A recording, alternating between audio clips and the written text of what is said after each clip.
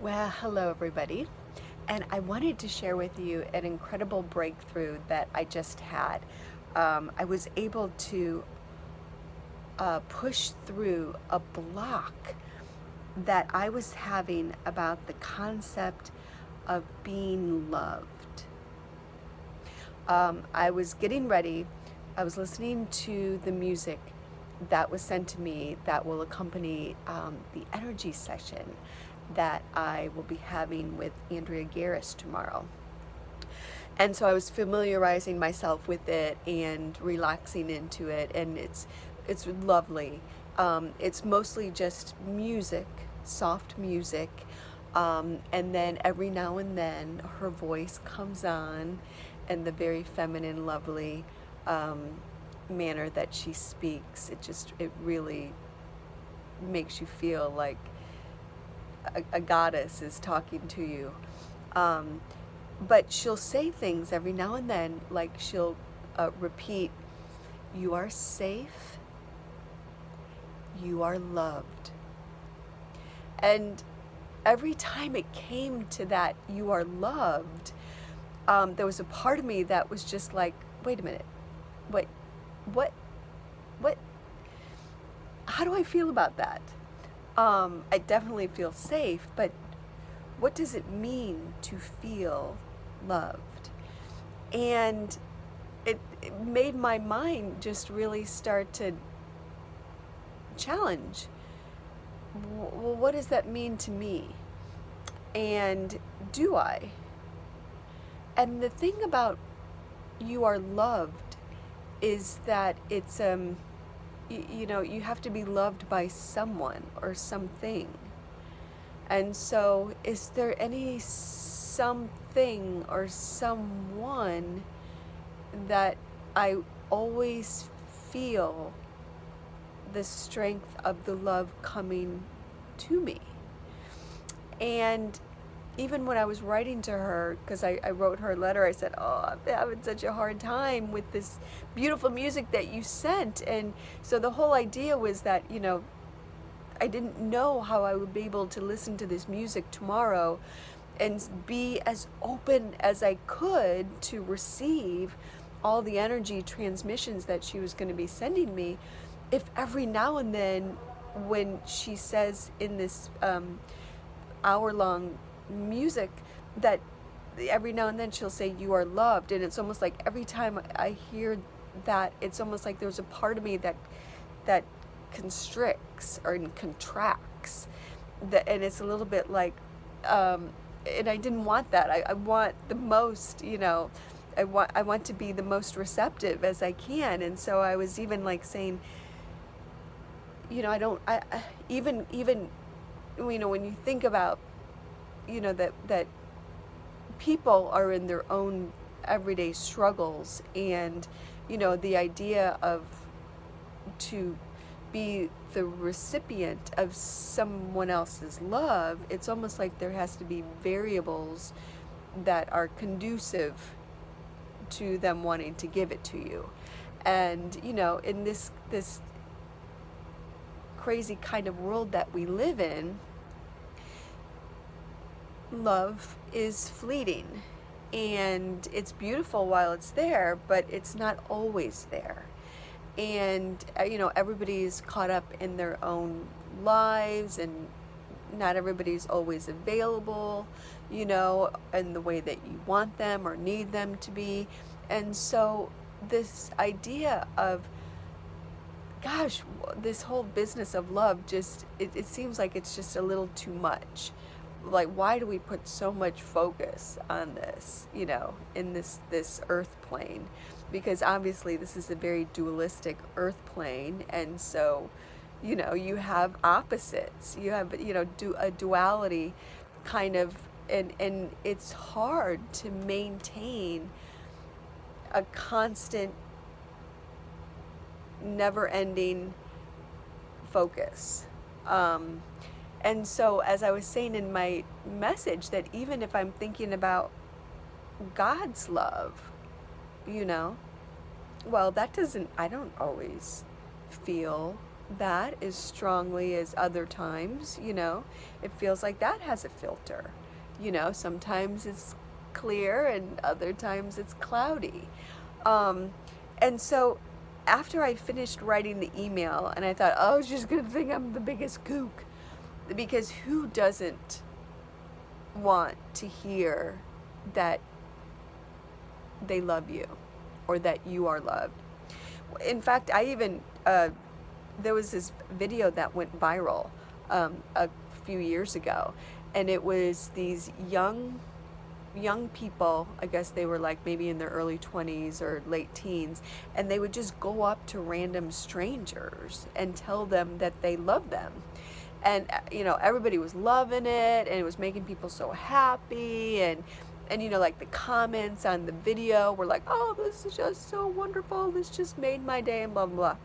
Well, for me, it just felt so disingenuous, because that feels to me like that cheapens love. Because if somebody you don't even know is saying I love you, then it's almost like, did I earn that? You know, what do you love about me? You don't even know me, you know? So it's sort of like, is it the same kind of barometer that everybody gets, so everybody sort of gets the same thing? And then does that make love feel as sacred, you know, if it's the same as everybody, you know? And to me, it was like, no, that shouldn't be, you know?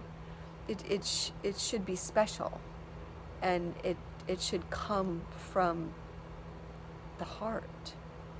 It should feel powerful and unique, something unique. It should resonate to the degree that you feel it. And so I wrote something, and I got all this backlash. People were just hating, you know, calling me a hater and all this stuff. Anyways, so after I finished writing the email, and I wrote the email with just like the most sincerest kind of like, oh, because I knew that this was the perfect music to accompany the energy session, and I just wanted to be so open tomorrow morning, that I thought, gosh, every time I hear, and she says it often, every time I hear that you are loved, there's going to be a part of me that's going to close up. And I didn't want that. Anyways, so after I finished writing this long email, the answer came to me. How I can stay open when I hear the words, you are loved. Because there is somebody that I know I could always count on. And I know there is somebody that loves me more than anybody else in the world. And I know they will never leave me. And I know their love will never waver. And I know their love will only get stronger the older I get. And that love comes from me.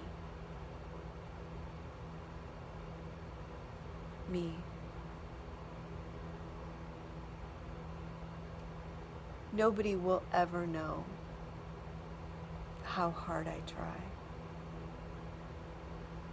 Nobody will ever know how sad I have been.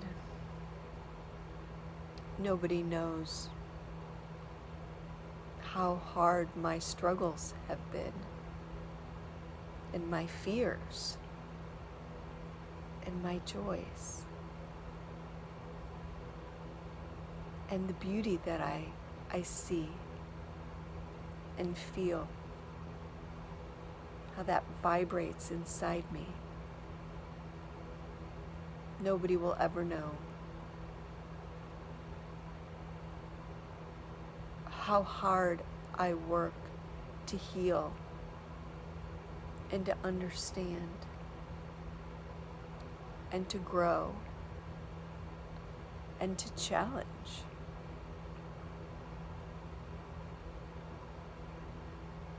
And how amazing it feels to finally understand what my purpose in life is and to go for it full force, as crazy as it may have seemed in the beginning. It's not as crazy anymore, and it's exciting. And I know that I love this body. What this body can do, what this body has done, I cherish it. I cherish it. My mind,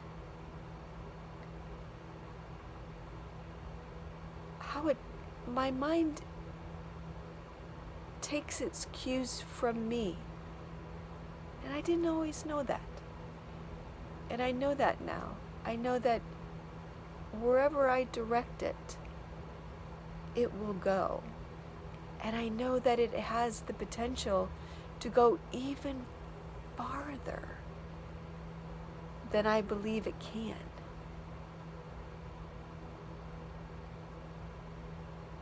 I know that my heart has experienced the most profound pain and the greatest sadness and disappointment. It's experienced hate and frustration.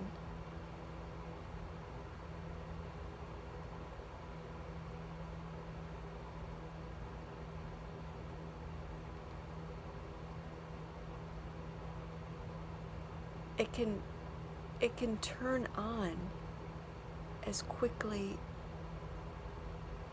as a breeze blowing through the trees.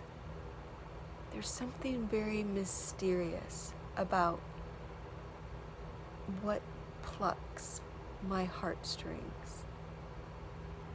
And it's a mystery that I may never fully understand.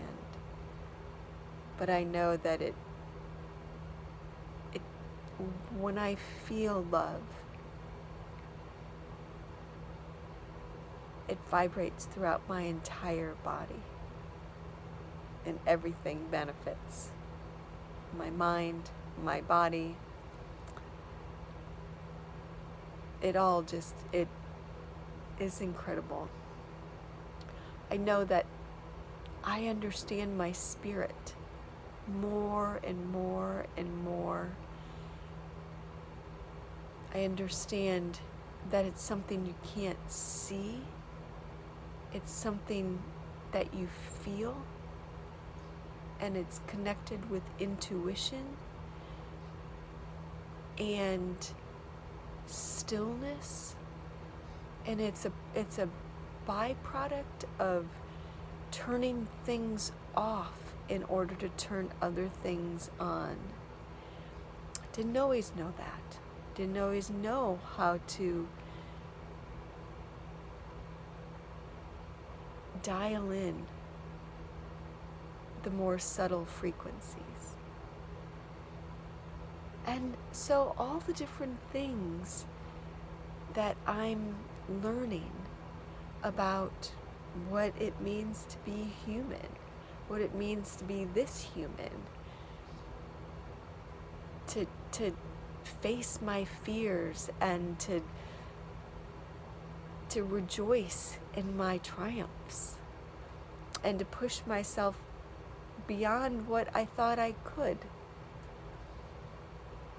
It's like, whoa, anything is possible. And I will never desert myself. I will never. For all that I've come from and all that I've come into, this has been the most remarkable journey. And I am in awe of me.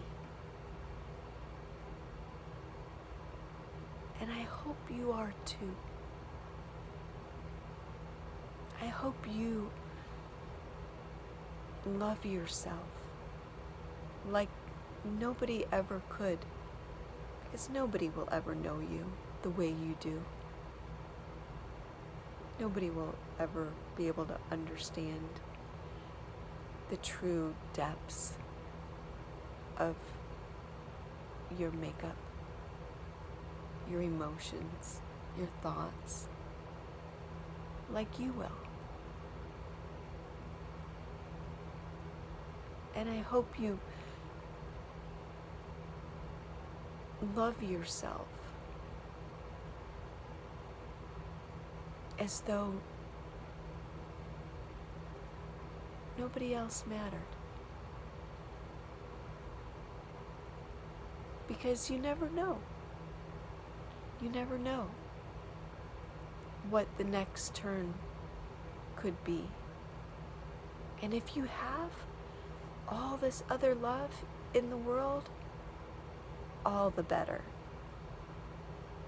But the one thing that even if you have all this other love in the world, the most important love you will ever have is love of self. And so I hope you look at yourself with new eyes and feel the power of your own heart for you, from you. I think that's what it's all about.